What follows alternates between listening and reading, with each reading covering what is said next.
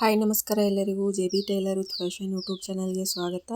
ಇವತ್ತಿನ ವಿಡಿಯೋದಲ್ಲಿ 11 to 12 years ಗರ್ಲ್ಸ್ಗೆ top cutting ಮತ್ತು ಸ್ಟಿಚಿಂಗ್ ಯಾವ ರೀತಿ ಮಾಡೋದು ಅಂತ ತೋರಿಸ್ತಾ ಇದ್ದೀನಿ. ಈ ರೀತಿ ನಾನು ಫ್ಯಾಬ್ರಿಕ್ನ ತೊಗೊಂಡಿದ್ದೀನಿ. ಇದರ ಲೆಂತ್ಗೆ 25 ಇಂಚಿಗೆ ಮಾರ್ಕ್ ಮಾಡ್ಕೊಳ್ತಾ ಇದ್ದೀನಿ. ಆಮೇಲೆ ವಿಡ್ತು 12 ಇಂಚಿಗೆ ತೊಗೊಂಡಿದ್ದೀನಿ. ಈಗ ಇದನ್ನು ಕಟ್ ಮಾಡ್ಕೊಳ್ಳೋಣ. ಇದನ್ನು 4 ಫೋಲ್ಡ್ ಆಗಿ ಹಾಕ್ಕೊಂಡಿದ್ದೀನಿ. ಈಗ ಇದನ್ನು ಕಟ್ ಮಾಡ್ಕೊಳ್ತಾ ಇದ್ದೀನಿ. ಈ ಟಾಪ್ದು ಕೆಳಗಡೆ 1 ಇಂಚು ಫೋಲ್ಡಿಂಗೋಸ್ಕರ, ಆಮೇಲೆ ಶೋಲ್ಡರ್ ಹತ್ತ 1/2 ಇಂಚು ಸ್ಟಿಚಿಂಗೋಸ್ಕರ ಎಲ್ಲ ಕೂಡಿನೇ 25 ಇಂಚಿಗೆ ಲೆಂತು ಮಾರ್ಕ್ ಮಾಡಿಕೊಂಡು ತೊಗೊಂಡಿದ್ದೀನಿ. ನೀವಿನ್ನೂ ನಮ್ಮ ಚಾನಲ್ಗೆ ಸಬ್ಸ್ಕ್ರೈಬ್ ಮಾಡಿಲ್ಲ ಅಂದರೆ ದಯವಿಟ್ಟು ಈಗಲೇ ಸಬ್ಸ್ಕ್ರೈಬ್ ಮಾಡಿ, ಪಕ್ಕದಲ್ಲಿರೋ ಬೆಲ್ ಐಕನ್ನ ಪ್ರೆಸ್ ಮಾಡಿ, ಆಲ್ ಅಂತ ನೋಟಿಫಿಕೇಷನ್ ಕೊಡಿ. ಬನ್ನಿ ಈಗ ನೆಕ್ ಮಾರ್ಕ್ನ ಮಾಡ್ಕೊಳ್ಳೋಣ. ಇಲ್ಲಿ ನೆಕ್ ವಿಡ್ತು 3.5 ಇಂಚಿಗೆ ಮಾರ್ಕ್ ಮಾಡ್ಕೊಳ್ತಾ ಇದ್ದೀನಿ. ನೆಕ್ ಲೆಂತು 2 ಇಂಚು, ಆಮೇಲೆ 4 ಇಂಚಿಗೆ ಮಾರ್ಕ್ ಮಾಡ್ಕೊಂಡಿದ್ದೀನಿ. ಬ್ಯಾಕ್ ನೆಕ್ಕು 2 ಇಂಚಿಗೆ ಮಾರ್ಕ್ ಮಾಡ್ಕೊಂಡಿದ್ದೀನಿ. ಫ್ರಂಟ್ ನೆಕ್ಕು 4 ಇಂಚಿಗೆ ಮಾರ್ಕ್ ಮಾಡ್ಕೊಂಡಿದ್ದೀನಿ. ಈ ರೀತಿ ನೆಕ್ ಶೇಪ್ನ ಹಾಕ್ಕೊಳ್ಬೇಕು. ಈಗ ಶೋಲ್ಡರ್ ಮಾರ್ಕ್ ಮಾಡ್ಕೊಳ್ಳೋಣ. ಶೋಲ್ಡರ್ ನಾನು ಇಲ್ಲಿ 7 ಇಂಚಿಗೆ ತಗೊಳ್ತಾ ಇದ್ದೀನಿ. ಈ ರೀತಿ 7 ಇಂಚಿಗೆ ಮಾರ್ಕ್ ಮಾಡ್ಕೊಂಡಿದ್ದೀನಿ. ಈಗ ಆರ್ಮೋಲು 8 ಇಂಚಿಗೆ ತಗೊಳ್ಬೇಕು. ಈ ರೀತಿ 8 ಇಂಚಿಗೆ ಒಂದು ನಾನು ಆರ್ಮೋಲ್ ಮಾರ್ಕ್ನ ಮಾಡ್ಕೊಂಡಿದ್ದೀನಿ. ಈಗ ಇಲ್ಲಿ ಶೋಲ್ಡರ್ಗೆ 1.5 ಇಂಚು ಡೌನ್ ಮಾಡ್ಕೊಳ್ತಾ ಇದ್ದೀನಿ. ಶೋಲ್ಡರ್ ಡೌನ್ ಮಾಡ್ಕೊಳ್ಬೇಕು 1.5 ಇಂಚಿಗೆ. ಈ ರೀತಿ ಶೋಲ್ಡರ್ ಡೌನ್ನ ಮಾಡ್ಕೊಂಡಿದ್ದೀನಿ. ಈಗ ಆರ್ಮೋಲ್ ಶೇಪ್ನ ಹಾಕ್ಕೊಳ್ಳೋಣ. ಇದು ಫ್ರಂಟ್ದು ಮತ್ತು ಬ್ಯಾಕ್ದು ಆರ್ಮೋಲ್ ಶೇಪ್ನ ಮಾರ್ಕ್ ಮಾಡ್ಕೊಳ್ಬೇಕು. ಈ ರೀತಿ ಇಲ್ಲಿ ವಿಡ್ತು 10 ಇಂಚಿಗೆ ಮಾರ್ಕ್ ಮಾಡ್ಕೊಳ್ಳಿ. ಇಲ್ಲಿ ಕೆಳಗಡೆ ವಿಡ್ತು 12 ಇಂಚಿಗೆ ಮಾರ್ಕ್ ಮಾಡ್ಕೊಳ್ತಾ ಇದ್ದೀನಿ. ಇಲ್ಲಿ ಮೇಲಿನ ಸೈಡು 10 ಇಂಚು, ಇಲ್ಲಿ ಕೆಳಗಡೆ 12 ಇಂಚಿಗೆ ವಿಡ್ತು ಮಾರ್ಕ್ ಮಾಡಿಕೊಂಡು ಈ ರೀತಿ ಒಂದು ಸ್ಟ್ರೇಟ್ ಲೈನ್ನ ಹಾಕ್ಕೊಳ್ಳಿ. ಈಗ ಇದನ್ನು ಕಟ್ ಮಾಡ್ಕೊಳ್ತಾ ಇದ್ದೀನಿ.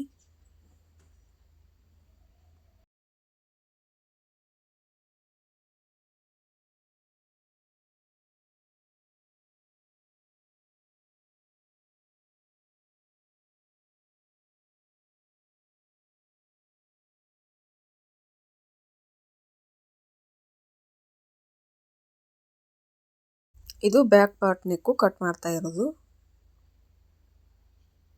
ಈ ರೀತಿ ಇದನ್ನ ಕಟ್ ಮಾಡಿ ಆಯಿತು.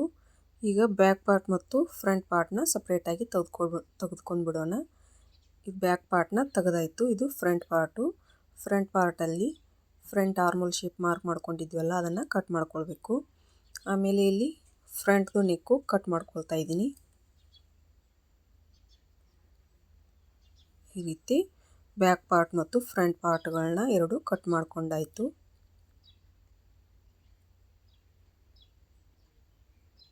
ಈಗ ಸ್ಲೀವ್ಸ್ ಕಟ್ ಮಾಡ್ಕೊಳ್ಳೋಣ. ಇಲ್ಲಿ 2 ಲೇಯರ್ದು ನಾನು ಸ್ಲೀವ್ಸ್ನ ಕಟ್ ಮಾಡ್ಕೊಳ್ತೀನಿ, ಅಂಬ್ರೆಲಾ ಸ್ಲೀವ್ಸು. ಈ ರೀತಿದು 4 ಫೋಲ್ಡ್ ಆಗಿ ತೊಗೊಂಡಿದ್ದೀನಿ. ಈಗ ಇದರ ಲೆಂತು 7 ಇಂಚಿಗೆ ತೊಗೊಳ್ತಾ ಇದ್ದೀನಿ. ಈ ರೀತಿ 7 ಇಂಚಿಗೆ ಮಾರ್ಕ್ ಮಾಡಿಕೊಂಡು ಇದನ್ನು ಕಟ್ ಮಾಡ್ಕೊಳ್ಳೋಣ.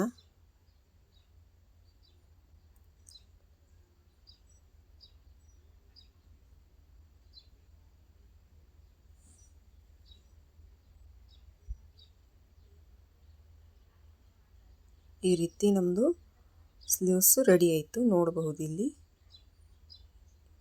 ಈಗ ಇನ್ನೊಂದು ಲೇಯರು ಸ್ಲೀವ್ಸ್ನ ಕಟ್ ಮಾಡ್ಕೊಳ್ತಾ ಇದ್ದೀನಿ. ಇದೇ ರೀತಿ ಇಲ್ಲಿ ಇದು 9 ಇಂಚಿಗೆ ಮಾರ್ಕ್ ಮಾಡ್ಕೊಳ್ತಾ ಇದ್ದೀನಿ. ನಾವು ಫಸ್ಟು 7 ಇಂಚಿಗೆ ಮಾರ್ಕ್ ಮಾಡ್ಕೊಂಡಿದ್ವಿ. ಇದನ್ನು 9 ಇಂಚಿಗೆ ಮಾರ್ಕ್ ಮಾಡ್ಕೊಳ್ತಾ ಇದ್ದೀನಿ.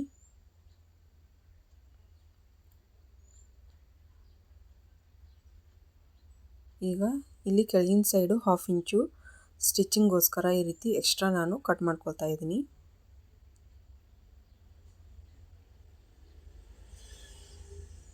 ಈ ರೀತಿ ನಾನು 2 ಲೇಯರ್ ಸ್ಲೀವ್ಸ್ನ ಕಟ್ ಮಾಡ್ಕೊಂಡಿದ್ದೀನಿ.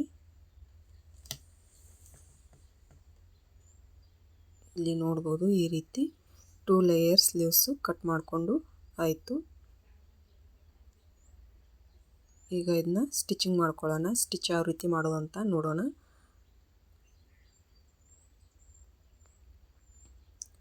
ಈ ಸ್ಲೀವ್ಸ್ ಇದೆಯಲ್ಲ ಇದನ್ನು ಇಲ್ಲಿ ಕೆಳಗಿನ ಸೈಡು ಈ ರೀತಿ ಫೋಲ್ಡ್ ಮಾಡಿ ಸ್ಟಿಚಿಂಗ್ ಮಾಡ್ಕೊಳ್ಬೇಕು.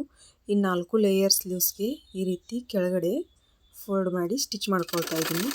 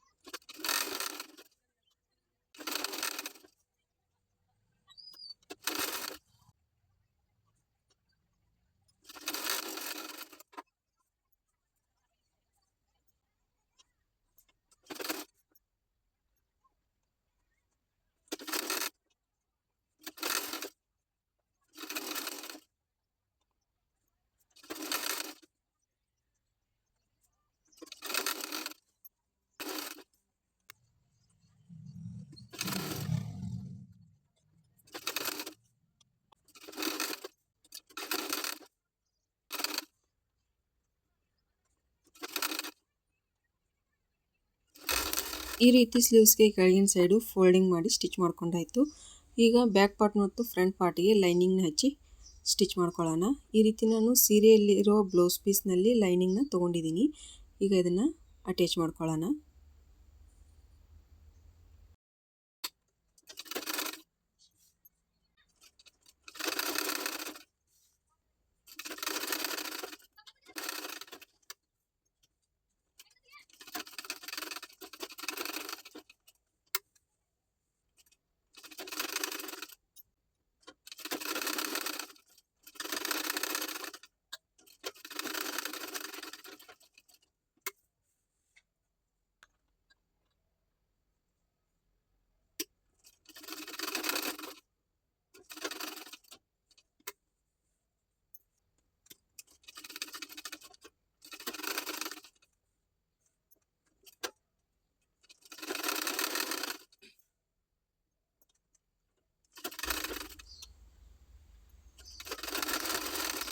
ಈ ರೀತಿ ಫ್ರಂಟ್ ಪಾರ್ಟ್ಗೆ ಲೈನಿಂಗ್ನ ಹಚ್ಚಿ ಸ್ಟಿಚ್ ಮಾಡ್ಕೊಂಡಾಯಿತು. ಇಲ್ಲಿ ಜಾಸ್ತಿ ಆಗಿರೋದನ್ನು ಕಟ್ ಮಾಡಿ ತೆಗೆದುಕೊಳ್ಳೋಣ.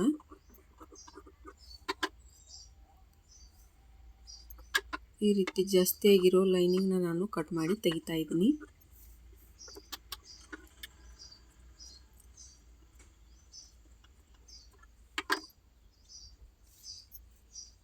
ಇದೇ ರೀತಿ ಬ್ಯಾಕ್ ಪಾರ್ಟ್ಗೂ ಕೂಡ ಲೈನಿಂಗ್ನ ಅಟ್ಯಾಚ್ ಮಾಡ್ಕೊಳ್ತಾ ಇದ್ದೀನಿ.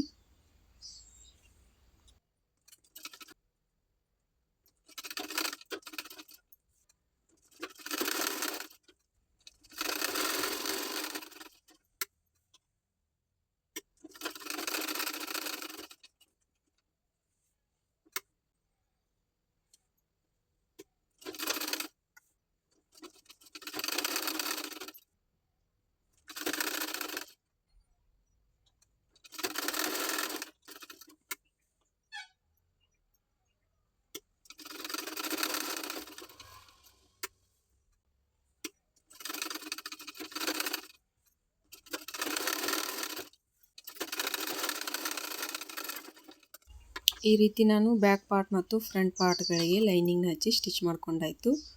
ಈಗ ಬ್ಯಾಕ್ ಪಾರ್ಟ್ ಮತ್ತು ಫ್ರಂಟ್ ಪಾರ್ಟ್ಗೆ ಶೋಲ್ಡರ್ ಜಾಯಿಂಟ್ ಮಾಡ್ಕೊಳ್ಳೋಣ. ಈ ರೀತಿ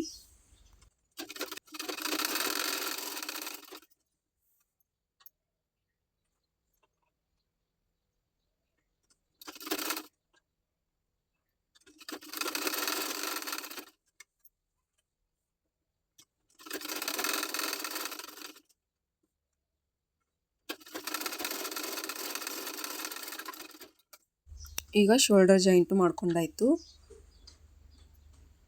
ಈಗ ನೆಕ್ ಪಟ್ಟಿ ಹಚ್ಚಿ ಸ್ಟಿಚ್ ಮಾಡ್ಕೊಳ್ಳೋಣ. ಈ ರೀತಿ ನಾನು ನೆಕ್ ಪಟ್ಟಿನ ಕ್ರಾಸ್ ಆಗಿ ಕಟ್ ಮಾಡ್ಕೊಳ್ತಾ ಇದ್ದೀನಿ. ಇಲ್ಲಿ ಈ ನೆಕ್ ಪಟ್ಟಿ ವಿಡ್ತು 1.5 ಇಂಚಿಗೆ ತಗೊಂಡು ಕಟ್ ಮಾಡ್ಕೊಳ್ತಾ ಇದ್ದೀನಿ. ಲೆಂತು ನಮ್ಮದು ನೆಕ್ ಎಷ್ಟಿರುತ್ತೋ ಅಷ್ಟು ನೋಡಿಕೊಂಡು ಕಟ್ ಮಾಡ್ಕೊಳ್ಬೇಕು. ಈಗ ಈ ನೆಕ್ ಪಟ್ಟಿನೇ ಜಾಯಿಂಟ್ ಮಾಡ್ಕೊಳ್ಳೋಣ. ಈಗ ಇದನ್ನು ಈ ರೀತಿ ಕ್ರಾಸ್ ಆಗಿ ಇಟ್ಕೊಂಡು ಈ ನೆಕ್ ಪಟ್ಟಿನ ಜಾಯಿಂಟ್ ಮಾಡ್ಕೊಳ್ತಾ ಇದ್ದೀನಿ. ಈ ರೀತಿ ರೆಡಿ ಆಯಿತು. ಈಗ ಇದನ್ನು ಕಟ್ ಮಾಡಿಕೊಂಡು ಈ ನೆಕ್ ಪಟ್ಟಿನ 2 ಫೋಲ್ಡ್ ಮಾಡಿಕೊಂಡು ಸ್ಟಿಚ್ ಮಾಡ್ಕೊಳ್ಬೇಕು. ಈ ರೀತಿ ಇದನ್ನು 2 ಫೋಲ್ಡು ಮಾಡಿಕೊಂಡು ಇಲ್ಲಿ ಶೋಲ್ಡರ್ ಹತ್ರ ನಾನು ಒಂದು 1/2 ಇಂಚಿನಷ್ಟು ಸ್ಟಿಚಿಂಗ್ನ ಓಪನ್ ಮಾಡ್ಕೊಳ್ತಾ ಇದ್ದೀನಿ ಈ ನೆಕ್ ಪಟ್ಟಿ ಸ್ಟಿಚಿಂಗ್ ಮಾಡೋದಕ್ಕೋಸ್ಕರ.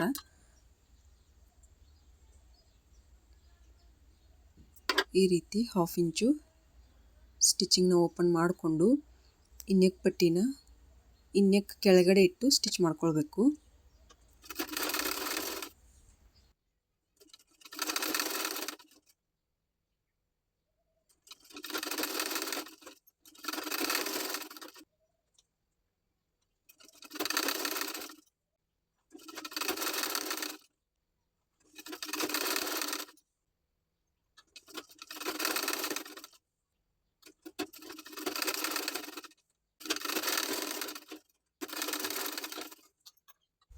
ಇಲ್ಲಿ ನೆಕ್ ಪಟ್ಟಿ ಹಚ್ಚಿ ಸ್ಟಿಚ್ ಮಾಡ್ಕೊಂಡಾಯಿತು.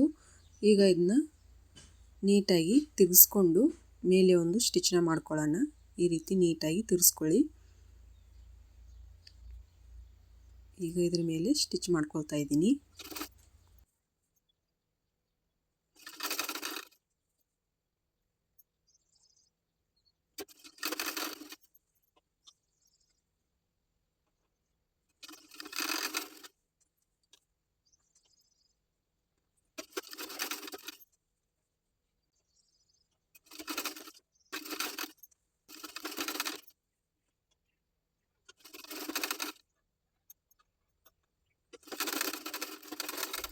ಈ ರೀತಿ ನಾನು ನೆಕ್ ಪಟ್ಟಿ ಸ್ಟಿಚ್ ಮಾಡ್ಕೊಂಡಾಯಿತು. ಇಲ್ಲಿ ನೋಡ್ಬೋದು.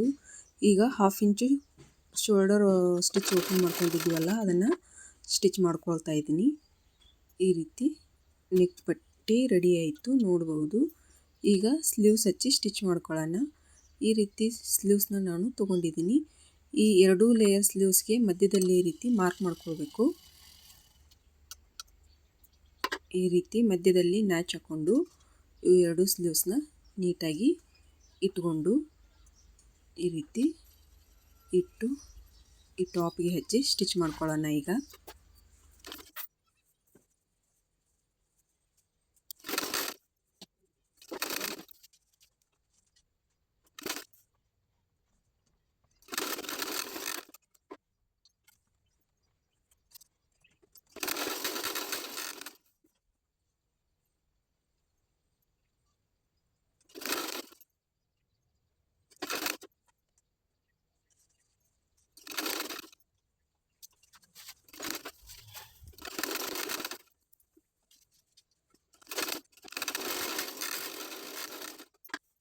ಈಗ ಒಂದು ಸೈಡ್ ಸ್ಲೀವ್ಸು ಸ್ಟಿಚ್ ಮಾಡ್ಕೊಂಡಾಯಿತು.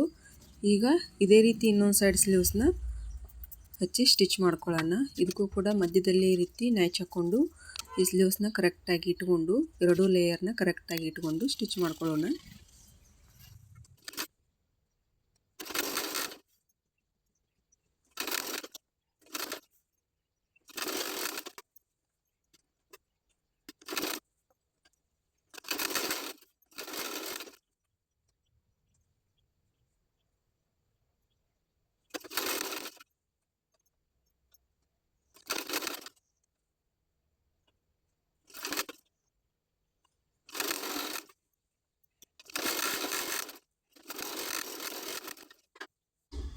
ಈ ರೀತಿ ನಾನು ಟಾಪ್ಗೆ ಸ್ಲೀವ್ಸ್ನ ಹಚ್ಚಿ ಸ್ಟಿಚ್ ಮಾಡಿ ಆಯಿತು ನೋಡ್ಬೋದು.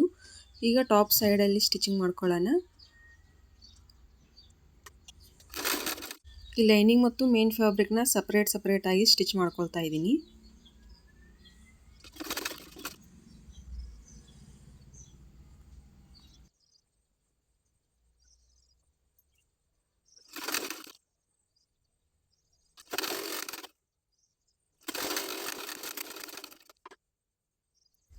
ಈಗ ಮೇನ್ ಫ್ಯಾಬ್ರಿಕ್ಗೆ ಸೈಡಲ್ಲಿ ಸ್ಟಿಚ್ ಮಾಡ್ಕೊಳ್ಳೋಣ.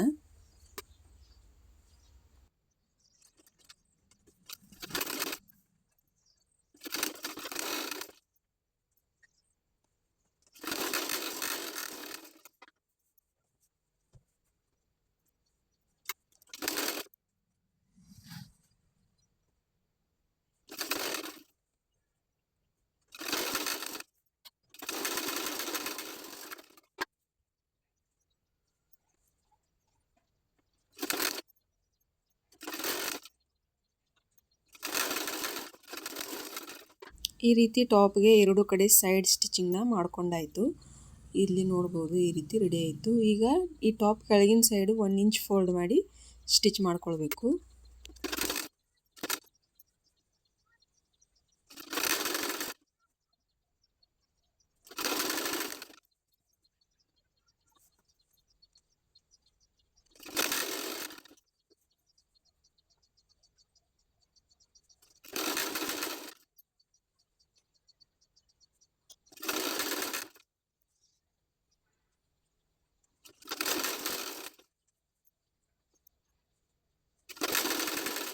ಈ ರೀತಿ ಟಾಪ್ ಕೆಳಗಿನ ಸೈಡು 1 ಇಂಚ್ ಫೋಲ್ಡ್ ಮಾಡಿ ಸ್ಟಿಚಿಂಗ್ ಮಾಡಿ ಆಯಿತು. ಈ ರೀತಿ ಟಾಪು ರೆಡಿ ಆಯಿತು. ನೋಡ್ಬೋದು ಎಷ್ಟು ನೀಟಾಗಿ ಟಾಪು ರೆಡಿ ಆಯಿತು ಅಂತ. ಈ ವಿಡಿಯೋ ನಿಮಗೆ ಇಷ್ಟ ಆಗಿದ್ದರೆ ವಿಡಿಯೋಗೊಂದು ಲೈಕ್ ಮಾಡಿ, ಶೇರ್ ಮಾಡಿ ಹಾಗೂ ಸಬ್ಸ್ಕ್ರೈಬ್ ಮಾಡಿ.